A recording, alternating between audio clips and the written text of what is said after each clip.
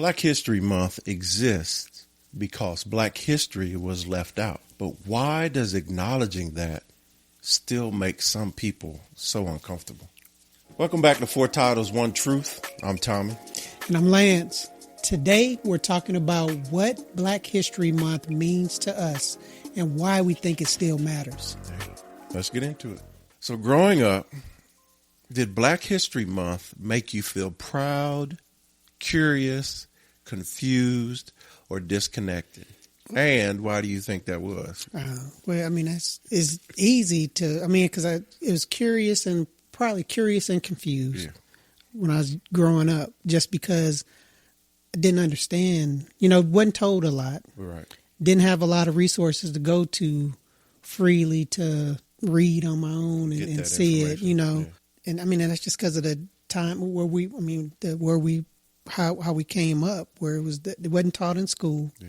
When like it was in all of the history books. The details definitely included, weren't. A situation where you knew certain, the civil rights movement, those certain little snippets, you would get snippets of that, but not, the complete stories of all of the impact that the Black history, that Blacks, Black and have had impact on society, not just world. Not just improving our well-being or our situation here in the United States, but like what you just said, worldwide. I mean, you see some of these inventions and things that all we knew about was peanut butter. Yeah, yep, peanut butter. Rosa Parks, Martin Luther King. Yeah. I mean, we get those big five, the starters, the stars, but you don't get all of the feeling. Story, the people that build, that actually. Yeah. I can't disagree. Excuse me. I would just say anger. So growing up, Black History Month was a staple of our whole lives because, 76 or 4? 1976 is when it became a month-long situation, but it was actually started in Negro Week. 1926. Yeah. It's been around our whole lives, and the main thing I remember it for early on is, I didn't know. Oh, wow, we did. And you started to learn more, like you said, about how being Black was more than just a slave. Oh, yeah. Because slavery was, we knew that was bad, in school growing up. We definitely didn't know how bad. But Black History Month, it absolutely opened the door for us realizing that we've contributed a whole lot more than the textbooks would say. So that's where I was curious, confused. It came from, why does it take a month for all this information to come out, right? Why can it only come out in February? And and why does all this information come out in February, but it still don't get in the textbook? It still wasn't. They're not worthy enough to be put into the textbook. To be taught in school in the history of the United States. So that was confusing to me. And then the more I matured, the older I got, it turned to anger. And the reason it turned to anger is because that's the only time we're being talked about, and now you sit there and you find out simple stuff like Lincoln, he didn't stop slavery because it was his number one thing to do. You find out the real reasons he stopped slavery. And then you find out how many presidents owned slavery and how many owned slaves. Yeah, and then you start to see that, Jim Crow was an extenuation of the harassment and stepping on the Black individuals and cultures. It was a way to hold us back. Yeah. To try to be in control. It's still a way for them to try to exert control over and make the future slaves. generations feel to like, hold them back. Yeah, hold them back so they couldn't bloom. Yeah. So for generations now, there were people who have lived and died thinking that black people didn't do a whole lot for this country or even for the world. Well, I mean, it's still, I mean, and that's amazing that people still can say that or feel that way now with the internet and the So amount of information that access comes to out. I it, mean, that's to say, I mean, because I understand you being angry, but it's also, I was going to say, I feel more proud now just because I know and understand the role, impact that a lot of those individuals have had on it. So it's a sense of pride, you know, to know there's like somebody that looked like me invented that, you know. We cool in Texas because someone that looks like me had the gumption to invent, you know, the AC and all of that stuff. So it's crazy. How has your understanding of Black history changed once you left school and started living life? Well, that's where the frustration and anger started to grow, as well as the pride, because you hit on a point that once you know that your race is not what people have been acting like it was for so long, that fills you with pride, it's sort of starts to take the ceiling off of. I mean, he's still angry about it. I mean, and I think rightfully so. Yeah. Just because it's like, why am I just finding out about this as a 50-year-old man, you know, and didn't know about this and could have been really wanting to preach this out whenever I was a teenager or a 20-year-old, or you know, just the amount of the exclusion, all of that exclusion that was going on for all those years. Yeah. The older I got out of school, you know, the more you start to live in the history. You know, you start to see how racism affects more than just your neighborhood or your school. Yep. You start to see where everywhere you go, every state you go to, there's a Black community that most people call the ghetto, and how Martin Luther King Street goes from the ghetto. Everybody has. It's in the poorest part of the cities. Yeah, so it's just like, my frustration is just that there's still a divide there in the races. You know, the people who were hurt the most by slavery, the people who were hurt the most by it being there, going the way it went, being taken from Africa, the people who are absolutely directly related to the slavery, they to this day still don't have they still aren't seen as equals in some people's eyes, you know. But we've overcome slavery, we've overcome all of the nastiness that was still linked to slavery, and now we are literally in a time where no one was alive that had to deal with slavery, right? No one on this earth is still alive that remembers slavery, saw it every day when they woke up, and now they're alive. But to this day, there are people out there that think Black people are less than. There are people out there that think that Black people are going to be violent if we ever become the majority.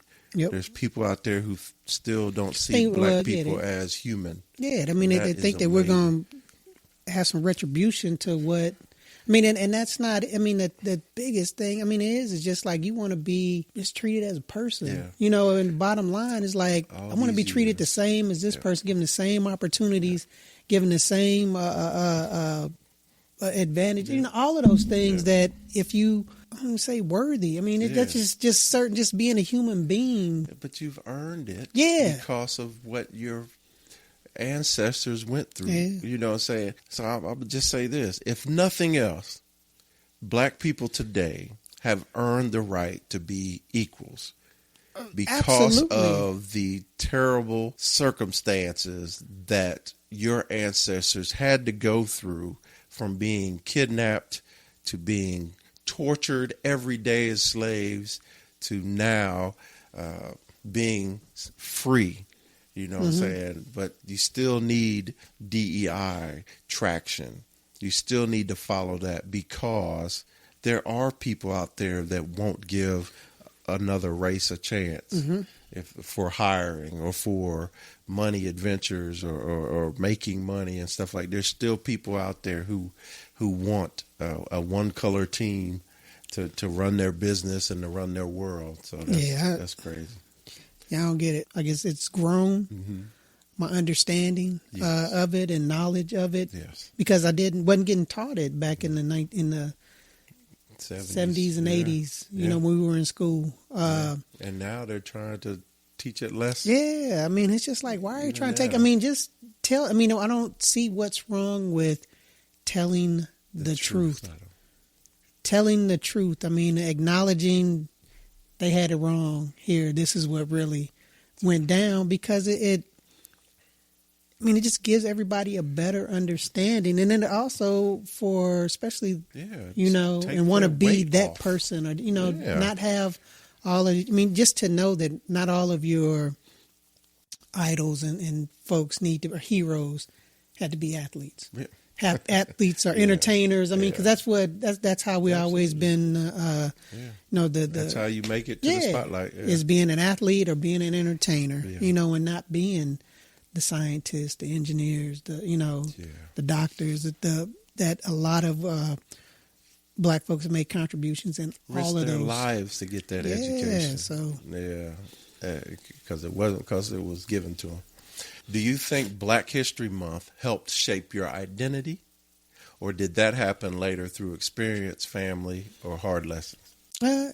Later. Yeah. Oh, it was acknowledged in school that it was, Black History Month, but it was just if you had like an event for the month, it wasn't like it was in the books that I was studying and reading and getting tested on. It wasn't there. It wasn't there so much as for, especially in school and, elementary and junior high school. When I went to college, changed up because I was right there in the middle and seeing all of these different buildings named after different African American inventors and educators, and just so then you start learning, and then just being in that environment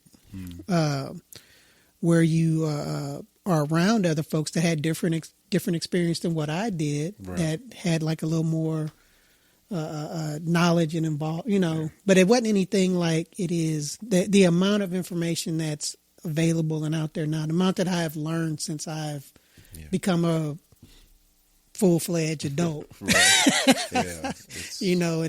the internet and computers and all of that stuff, where it's like, oh my goodness, you learn, because I was reading something before, about the second tallest human that's ever lived was a Black man that was 8 feet 8 inches, that's just like, just wow, little Black kids. And if I was one of the little Black kids and learning this, the sense of pride I would have to then just like even want to do better.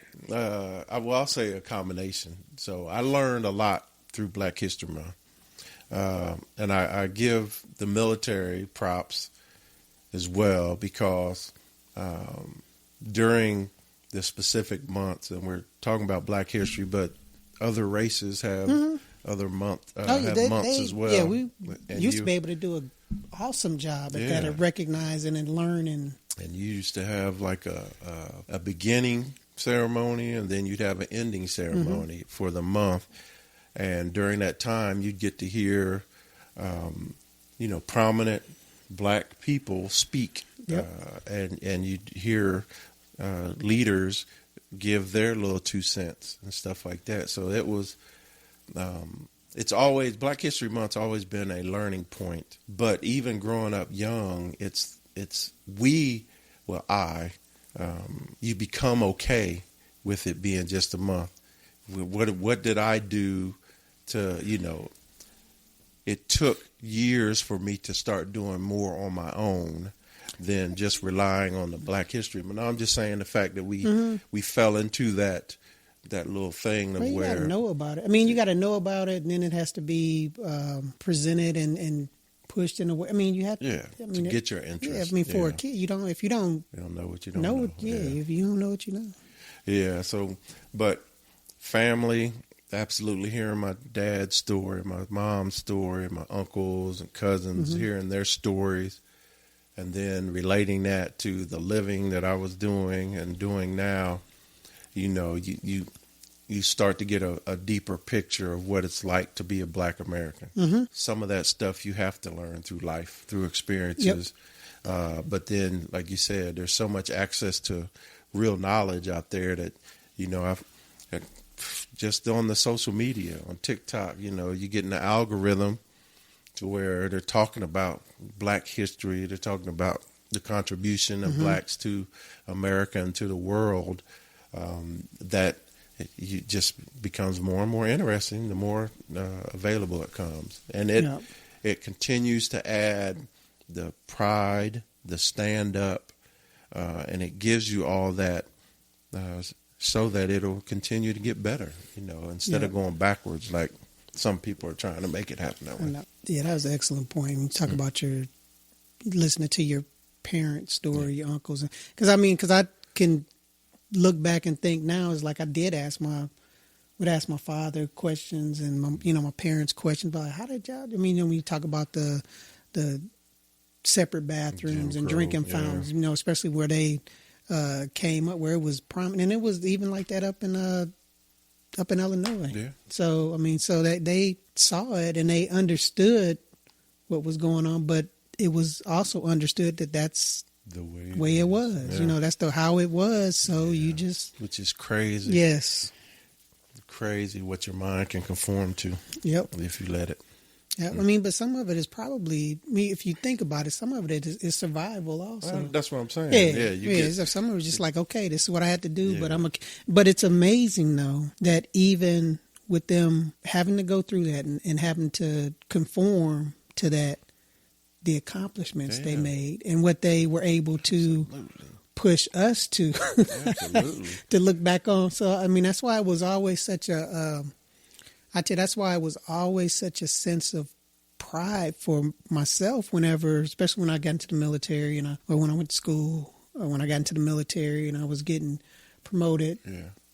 For my father to see that, see that and be part of that. And then when I got promoted to 06, I could see he was proud of me anyway, but getting the full bird, that was it's a huge thing. That's something that he probably never even thought could happen. Oh man, it was so, but it was growing up. But so what's a hard truth about Black history that you didn't learn until adulthood, and how did that realization sit with you? It's got to be that trip to Ghana. Yeah, that's a man. Yeah, education in itself. It's hard to sell that idea to everybody. That you have to go to Ghana. And that Ghana was not the only port for slavery, but it was a major port. But like I'll give you perfect right. It was 2014, I think, when I fully understood that how slaves were put on a ship, how they lived underneath that ship. Because I went to the Black History Museum in D.C.? Memphis. Oh, in Memphis, okay.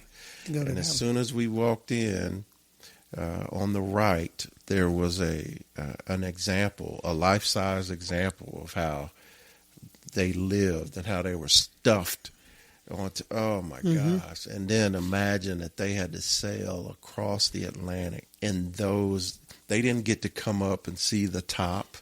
You know what I'm saying? They didn't get to enjoy the sunrise or the sunset. It was just like, oh my gosh, it just trapped. And then being trapped in that for months, and then the bath, how to use the bath. They didn't have porta potties. They didn't have bathrooms for that many number of slaves, and they didn't have a bathroom designated for those slaves. They didn't have a washroom designated for them slaves. That it was survival of the fittest. You know what I'm saying? And that to learn that history, it's just like, I'm going to be honest with you. It's like everybody loves a feel-good story. You know what I'm saying? Everybody loves that there's hardship in the beginning of the story, but then there's a sense of accomplishment and overcoming those hardships, right? Why isn't slavery why doesn't that story have a happy ending? Why do we have to still fight for that transformation from African to slave to finally being able to become a citizen, to finally being able to know that your descendant, your kids, can have a better life than you? How come we can't have that as a happy? Why do kids still have to hear the N-word?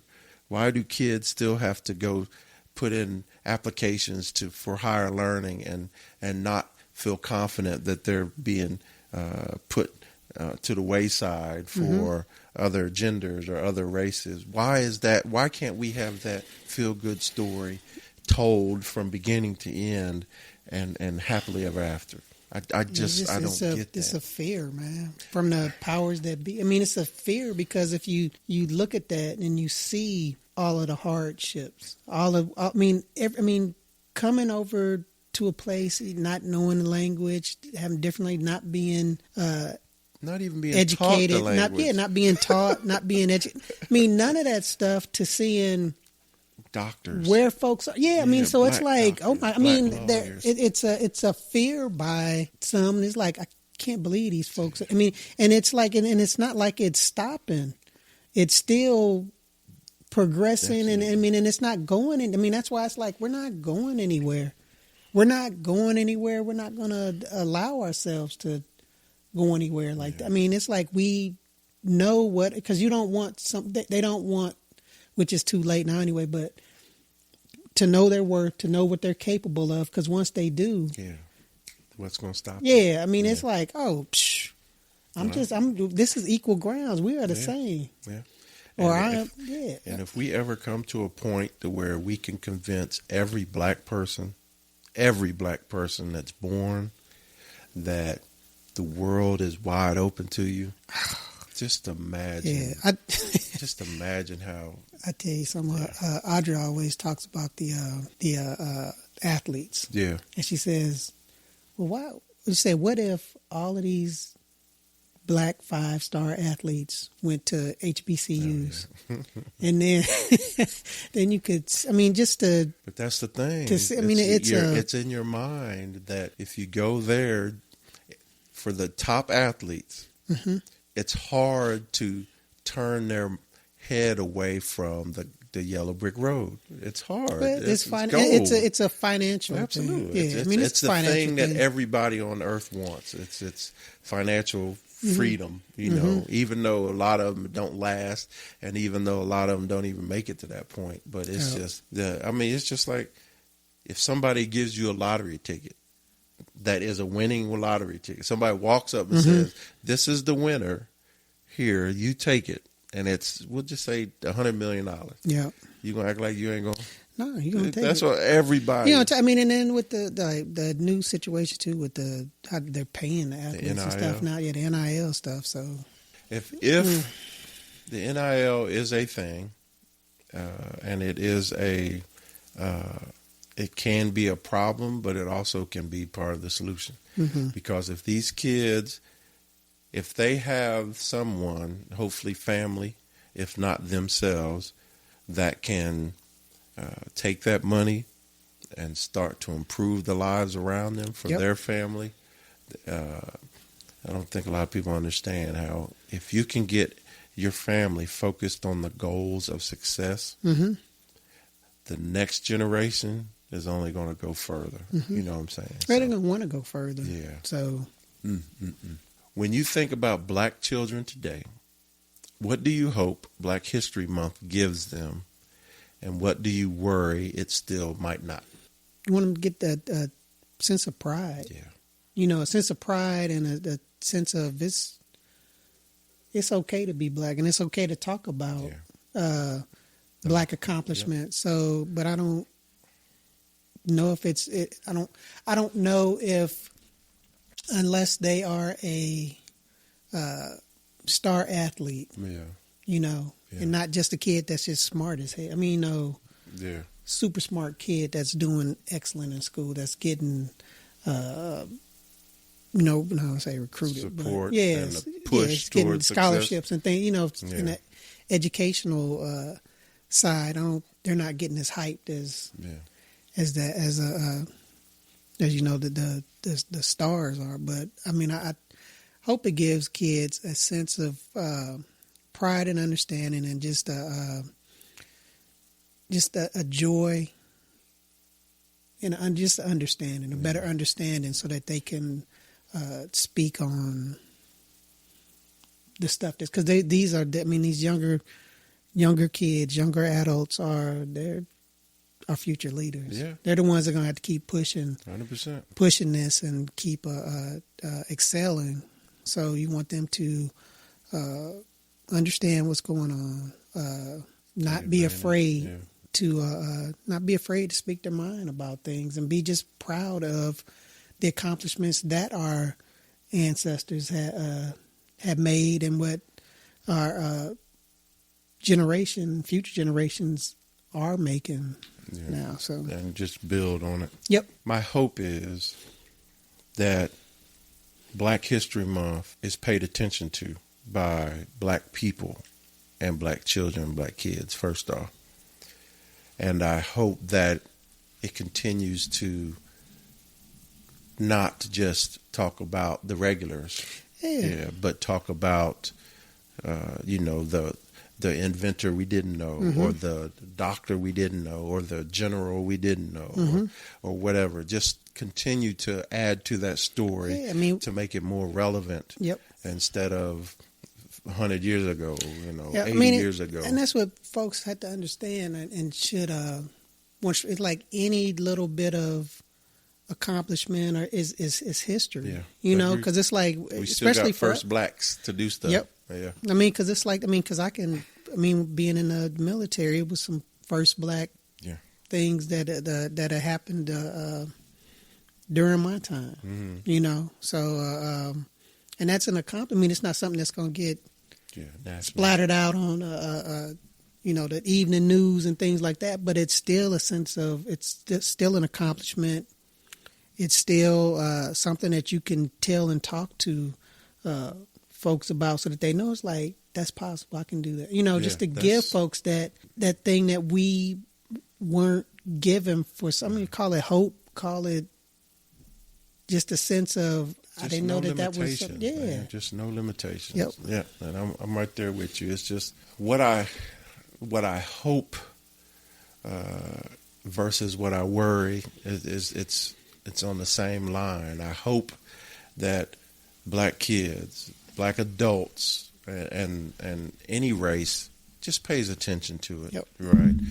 And just starts to realize that we are a part of this human race. Yeah, we contribute. We can contribute. We have contributed, and we will continue to contribute to this. Absolutely. So we're not this is proof that we don't need to be held back. This is proof that we don't, that we are on the same level. This history, this rich Black history, is history and proof, that Black people are equals. That's the thing. Yeah, and it's crazy that, what year are we in now? That's that we're talking about this, that we're saying this now, after going through the looking at our looking just back at our lives, and you think about the accomplishments and the things that you did yourself,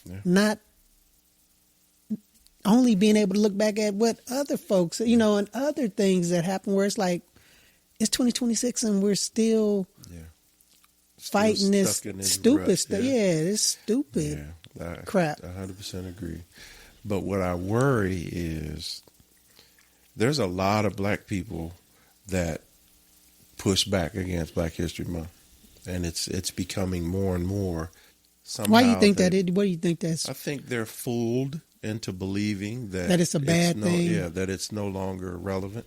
I think they're fooled into that because if they taught it in school, they wouldn't. I mean, if they taught it and it was in the books like that, then it wouldn't. Yeah. That's like okay, cool. But 100%. If you're not mentioning it or letting folks know, I mean, because we're not the only ones that are excluded from the history. I mean, we have our Hispanic, Hispanic, Latin, or Asian, that history is not included.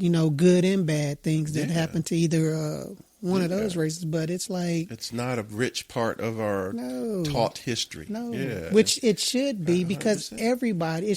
It shouldn't be just be once because that's what it seems like. Yeah. Now it's just one sided. That's the good. That's the good side. That's the good things that they did. Because of their intellect. Yeah, that's they were why. Able to take all of these different races, including their own, and point us in the right direction. So, but like I said, my biggest worry, my biggest fear is that the relevance of these efforts to include Black history and Black accomplishments into the education, because that's the thing, man, and it's just like you said, we've had this for 50 years, and there's still stuff that's not in history books. You know what I'm saying? That's amazing. And I guess call it the modern time, 50 years, but it's been for 100 years. Yep. So that's the thing that I worry about. I worry if you are Black and you become what the country calls successful, how do you not, or how do you accept that those accomplishments and forego your race? You know what I'm saying? How can you, I'm stuck on this current administration thing, but how can you be successful in this country as a Black person, as a Latino person, as any other race except the white race, and then when you get to that level of success, you start to somehow think that you're a part of the other race and completely forget your foundation. To understand that you wouldn't have been able to sit in this seat or be there unless these individuals sacrifice. Absolutely. You wouldn't have been able to go to that school to get to back that into that. To actually get the qualifications, to get the notoriety, to get the education, to hold that position. And to sell out. I'll say the word, and to sell out for more success is just sitting back looking at the political theatrics that are going on. I mean, is it a financial thing? That's the only thing. As I say, is it a financial thing that you feel like you're not going to make the money, and then is it? I mean, is it because that's what it's worth to you? It's obvious that no matter what you do, you're not going to be them. No, they're not going to include you as being equal with them. So there's going to be a point to where there's going to be separation. Yep. And why cut off your ancestry to be with people that will never fully accept you? Why do you want to be the only one? And why don't you want to pull as many up with you so that you can be the majority to help make decisions that make sense? Yeah. I mean, that's... But hey, I mean, you talk about because I've never been to the African American Museum in Memphis. Yeah. So that would be a good one. But the one at the Smithsonian, the big one in DC that's an awesome experience. If anybody wants to learn history and see just examples of everything, it's a humbling experience. I tell you, the first time I went in there, it was a very humbling experience. Do you think, when did you thirst for knowledge of Black History Month? Or when did you thirst, meaning you took the efforts to find out more? When did you,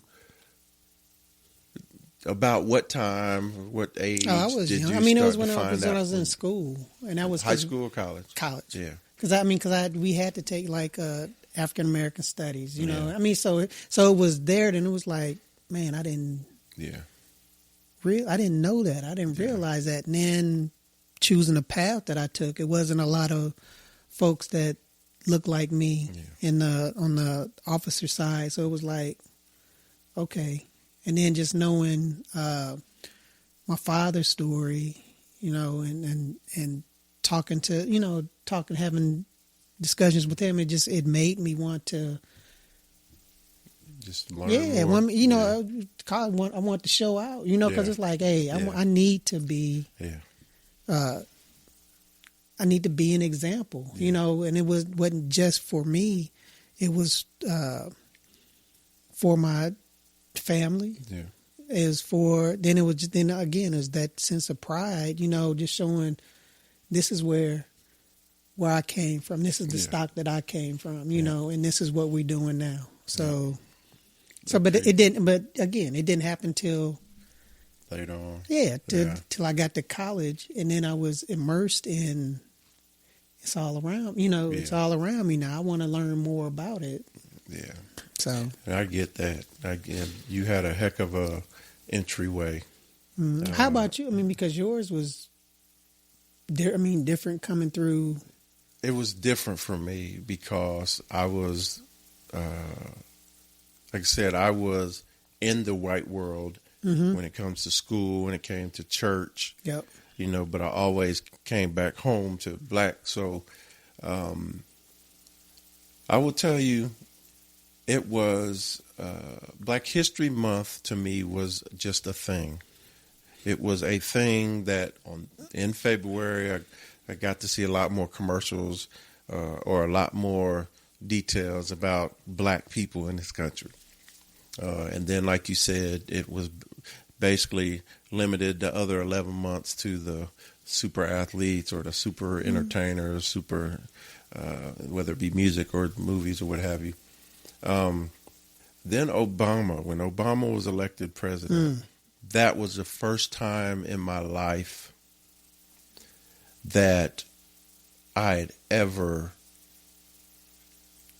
thought like we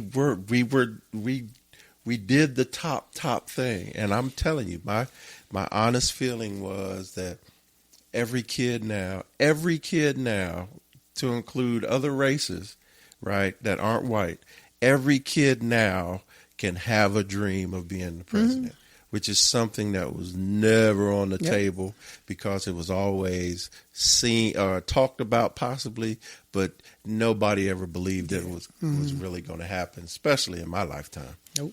And then for it to happen so early in my lifetime, it was unbelievable, man. And and now you're gonna tell me anybody can try to demean or slant President Obama and his 8 years as the president of the United States. Whatever negative you can try to come up with, the one thing you can't take away is the pride he carried, the way he presented himself as a man, the way his wife presented herself as a Black woman, the strength that them two had and brought to the world. But they saw it. They saw it up front. It was there. So so that was the biggest thing for me. It was like there. Yeah. You can. There it is, right there. And, so the way he did it with such esteem and did it with such high regard and like I said, you can say whatever negative you want, but when that Joker it's going to be left, nitpicked. It gets nitpicked for the little itty bitty things. When you say that that's the same thing such and such did, or what are you talking about? That's not. No, it ain't even on the level to Yep. make it. But for anybody in this world, in the United States, to feel that President Obama, when he left this country, did not leave an impact when he met other world leaders, when he, the way he carried himself, the academic in him, the knowledge in him, that was just, you can't deny that he was a great representation of the United States. And pride and honor, seeing them, the two of them, carry that weight, carry that trauma, carry that black history, but still be able to stand so tall and represent so well, maneuvering in a world that didn't really think they belonged Didn't want them there. there. Didn't think they belonged there. So, but that was amazing, man. So that was a huge turning point for me. Okay. And it made me just want to know more. And it was clearly linked to children. You wanted to know more, and not just children, but soldiers as well. But I wanted to know more so I could provide more information, provide more truths that there would it is, help, right there. Yeah, that would help young black men and women just be the best they could just be. want to do more. Just give them that pride. And that green light. That's okay. Yeah, it's okay to be good. A different color. Yeah, it's okay. Be great. It's okay to do that. And that's what I try to do. I tried to leave that impact to where when I was a non-commissioned officer in the military, I tried to leave that idea that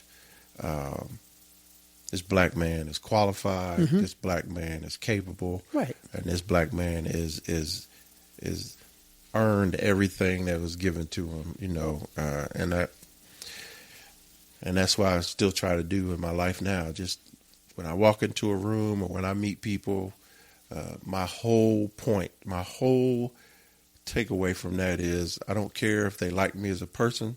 My whole takeaway is that they know that there's competent and capable black men out there, that the next time they meet with one, they should have the same expectations as when they met me, or what have you. So, hey, good talk. Yeah, please comment and share your thoughts on this topic. Yep. Black History Month meant a lot to us.